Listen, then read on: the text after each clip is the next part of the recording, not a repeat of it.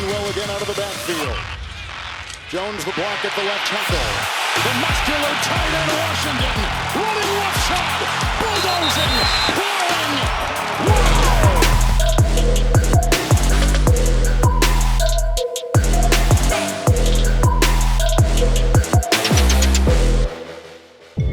Welcome back to 5-Star Matchup. If you like what we do, make sure you like and subscribe now. And if you really like what we do, please support us on Patreon for just $4 a month. Well, after a few mediocre weeks sandwiched around a hearty drubbing of the best team in the league at the time, where exactly are we with our Pittsburgh Steelers in the year of our Lord 2025?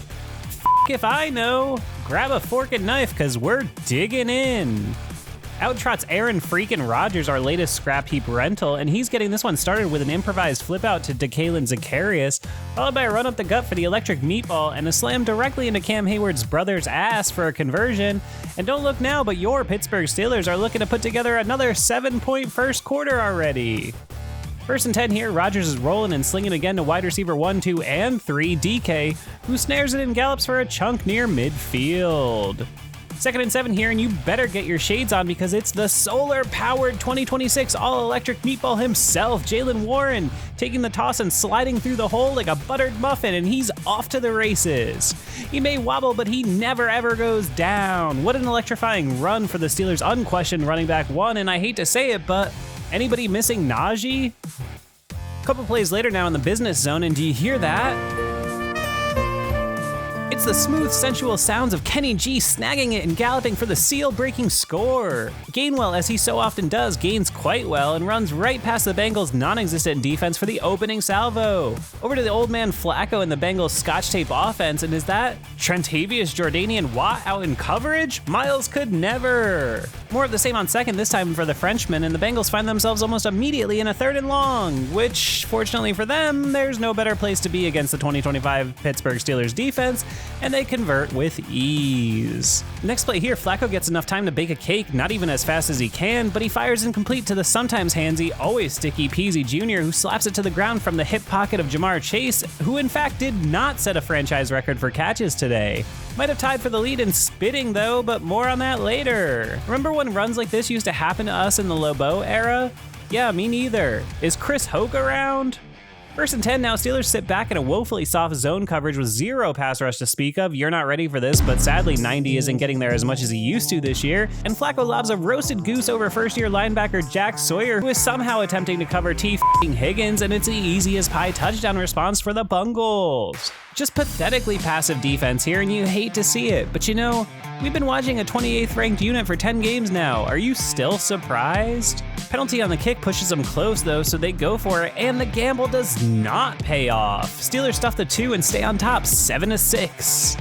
Back over to the Steelers, and they almost immediately find themselves in a 4th and 1 that they very aggressively go for and definitely don't get, but somehow the refs give it to them.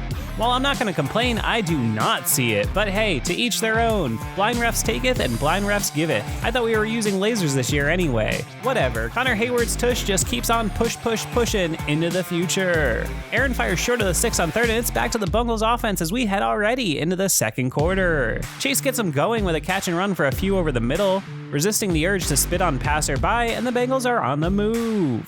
3rd and 8 here though, the pressure finally gets home, first with Herbig and then with Tej, but oh, what's that? A bullshit-ass penalty, you say? Can someone explain to me just how the a massive athlete running at full speed is supposed to somehow shift his body weight in midair while trying to tackle another massive athlete? It matters not, however, because on 3rd and 6, it's ooh la la ah wee wee. It's the Frenchman, man coverage extraordinaire James Pierre swatting a deep one intended for the slobbery Jamar Chase, and it falls harmlessly to the ground. Good stand early for the Steelers' much maligned D. Art Smith and passes to the running back. Is there a more beautiful love story? Now just what the is this, Aaron? I love going deep as much as the next guy, heyo, but on 3rd and 3, come on, son. Just get the 3 yards. Another clunker of a drive, and it's right back to the Bengals' tiger-striped offense. Oh, but wait, they go nowhere too. Okay, a shootout this is not. Steelers get going like they often do with a run for nothing on first. They still can't run the ball consistently. But on second, Aaron remembers for one of the few times this year that there's always money in the Muth man. He sticks and guns it for a huge catch and run to flip the field. please continue your ridiculous think pieces about how Muth shouldn't have gotten an extension. This guy would literally be a Pro Bowler on 25 other teams in the league, and I'm standing by that. 2nd and 10 though, the 81-year-old Rodgers pumps and pumps and pumps and pumps, and down he goes. Shades of late-stage Muhammad Ali here, and no, Aaron, the rope-a-dope is not a good strategy in football. Get rid of the f***ing ball. 3rd and 21, he lobs one to the wild elephant who tries his best to jump the moon, but he cannot, and it's back to the Bengals yet again.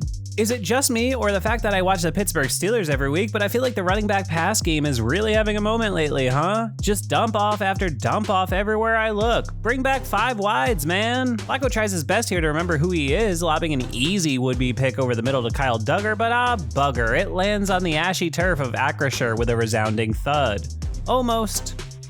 Steelers take over deep in their own zone, and I don't know about you, but this drive has Long Baugh's field goal written all over it, doesn't it? Rodgers senses the pressure, scrambles, and holy f***, look at that old bastard run. I don't know if he'd put down a sub 540 at this point, but the effort is greatly appreciated. First down on the ground gets him cooking as time ticks in the first half.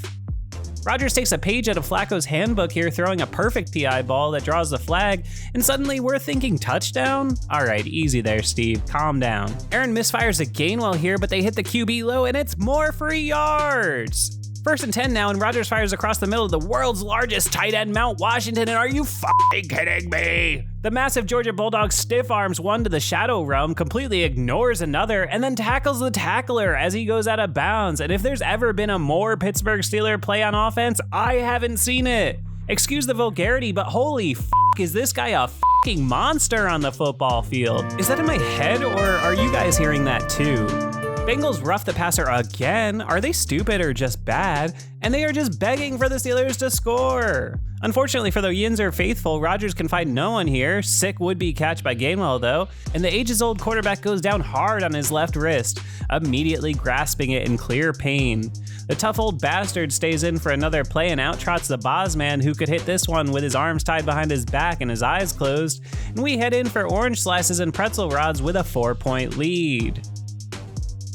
Listen, whatever you do, do not go to patreon.com/5SMU.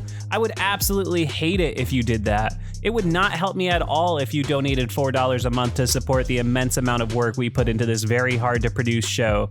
I definitely don't think it's worth it to join our extremely unfun Discord server that is literally active 24/7. You would hate it in there. Do not do that now. We're back and we're hopeful, but we better get Mason Rudolph ready to go. Fuck. It's starting to get chilly out, the days are shorter, and I, for one, am pulling my LL Bean flannels out of storage. And that can only mean one thing. It's Rudolph season, baby! If there's one thing I've learned about this show since 2019, it's that no matter what I do, I have no control over the fact that Mason Rudolph is clearly the main character of 5-Star Matchup, and I wouldn't have it any other way. While I'm waxing poetic on my favorite mustachioed quarterback, Chase Brown gallops for a ton, and then a ton more, and the Bengals are already in scoring range. What happened to my hungry D? Lucky for us, Flacco misfires on 1st and 2nd, and short of the 6 on 3rd, and it's up to McPherson for a long, windy kick, which he hits to pull within 1. Steelers 10, Bengals 9. And here he comes, standing 6'5" and weighing 235 from Oklahoma State. Let's get a round of applause for your quarterback, Mason Rudolph. And he's getting it going with a handoff to the Polynesian pinball, who rolls for a few, followed by another couple. And facing his first 3rd down, the 8th-year man stands and fires to the always open Kenny G, who grabs a silky smooth Pittsburgh Steelers. First down. Couple plays later, and pressure be damned, the imaginary man Robin Wilson down there somewhere. Couple plays later on a 3rd and 7, and nobody, and I do mean nobody, chucks it deep down the sideline better than number 2, well, except maybe Russell Wilson, but we don't talk about him, and DK snags it for a huge gainer. But wait, there's some more bullshit-ass bullshit from the refs. I don't know, man. OPI think not. Who really cares, though, when you can just fire a pass to the sticky-handed refrigerator himself, Darnell Washington, aka the president, and I cannot tell a lie. You are not stopping this man short of the sticks. Are you the size of Hagrid? No? Then get the f*** off him. What a beast. In rhythm now, Mason's picking and choosing his number one man DK, who finds another first, and we are bordering on the business zone already. Noted special teams terrorist Caleb Johnson grabs a few on first, but Mace Rude can find no one on third, and it's up to the Boz to tack on a few, and roll is music.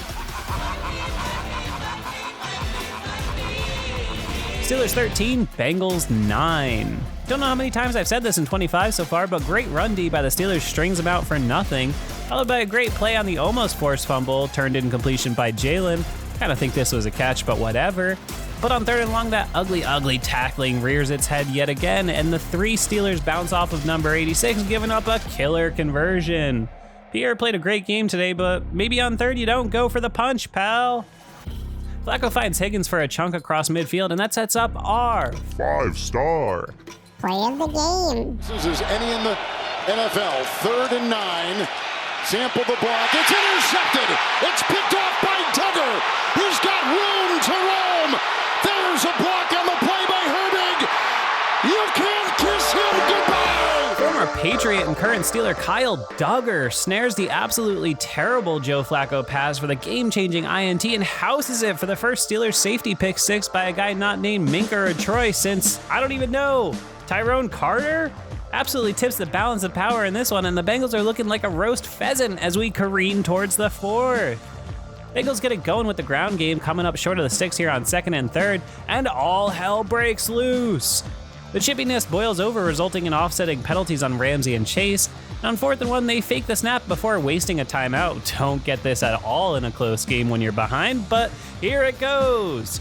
Ramsey and Chase get into it again, and at first glance, it looks like Ramsey loses control for no reason, getting himself ejected in the process, which definitely hurts. But upon further inspection, it sure looks like Chase spit on him, which is decidedly gross and out of bounds. Bush League by the star receiver here, and I'd imagine he'll be seeing a 1-game suspension coming from this. Either way, it's a first for the Bengals, but you know who doesn't care? Area 51 Nick Herbig, who screams around the edge for another awesome sack, and Omar, just do me one solid this offseason and lock this man up, would you please? After a penalty, Flacco chucks a prayer on 3rd and forever, and they're forced to kick another measly field goal, closing the game to 8, 20-12, with time ticking under 10 in the 4th. Would you look at these young legs on the rollout? Mason fires on the move to Gainwell, who gains well, followed by a toad up the gut, and shockingly, Tomlin's Steelers are grabbing this one by the balls. 3rd and 11 here in a huge moment, so why not throw it to Kenny G behind the massive refrigerator Darnell Washington, who could block the whole team himself if he wanted, and he gallops for an effortless first to keep the drive and the clock ticking.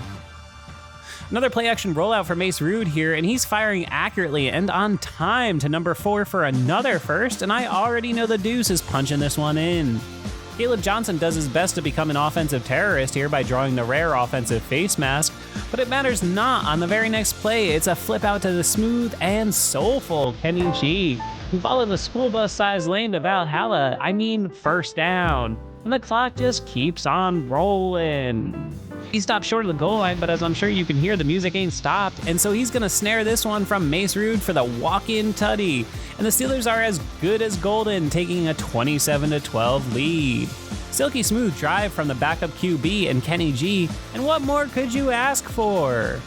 Back to the Bengals in their death throes, and Noah Fant coughs it up, and ooh la la, ah wee wee, it's the Frenchman, James Pierre, scooping and scoring. Boy, that escalated quickly, huh? Say it with me, your Pittsburgh Steelers are 6-4. Steelers go from a nail-biter to a blowout in a matter of minutes, and all it took was, you guessed it, Mason Rudolph entering the game.